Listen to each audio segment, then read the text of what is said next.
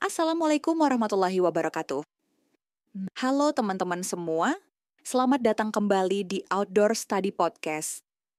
Di episode kali ini kita bakal ngobrolin topik yang lagi hype banget di dunia teknologi, yaitu deep learning. Tenang aja, kita akan bahas pelan-pelan dari dasar banget, dan pastinya dengan gaya yang santai, biar kamu yang masih awam juga bisa ikut paham. Apa itu deep learning? Oke, jadi deep learning itu sebenarnya bisa kita bayangkan sebagai cara komputer belajar sendiri dari pengalaman. Hampir mirip seperti kita sebagai manusia yang belajar dari kehidupan sehari-hari. Teknologi ini meniru cara kerja otak manusia lewat apa yang disebut neural network, atau dalam bahasa Indonesia, jaringan saraf tiruan. Kalau kita sebagai manusia belajar dengan cara mengaji, menghafal, lalu memahami maknanya, maka komputer juga bisa belajar dari data yang sangat banyak. Bisa dari suara, gambar, tulisan, bahkan ekspresi wajah. Contoh, deep learning di kehidupan sehari-hari. Mungkin kamu belum sadar, tapi teknologi ini sebenarnya udah ada di sekitar kita. Contohnya, ketika kamu ngobrol dengan Google Assistant dan dia bisa merespons, itu deep learning. Saat kamera HP, kamu bisa otomatis fokus ke wajah. Itu juga deep learning. Bahkan ada aplikasi yang bisa menulis ulang teks, menerjemahkan Al-Quran, atau menjawab pertanyaan keislaman. Semua itu menggunakan teknologi ini. Apakah teknologi seperti ini bertentangan dengan Islam?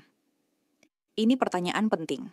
Jawabannya, tidak, selama teknologi itu digunakan untuk hal yang baik dan bermanfaat. Ingat, para ulama terdahulu juga menggunakan teknologi pada zamannya untuk menyebarkan ilmu.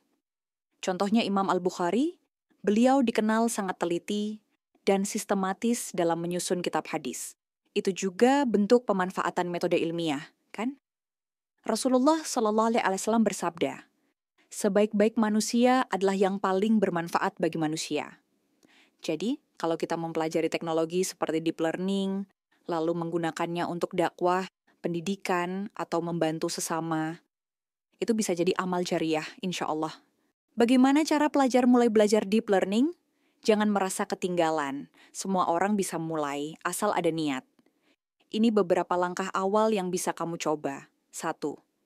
Mulailah dari niat yang baik, belajar teknologi untuk menolong dan memberi manfaat. 2. Pelajari dasar matematika dan logika. Ini penting untuk memahami konsep AI. 3. Gunakan aplikasi belajar yang menyenangkan seperti Scratch, Code.org, atau langsung ke Python kalau sudah siap. 4. Gabung komunitas online, banyak yang gratis dan terbuka untuk pelajar. Contoh proyek AI bermanfaat di dunia pesantren atau sekolah Islam.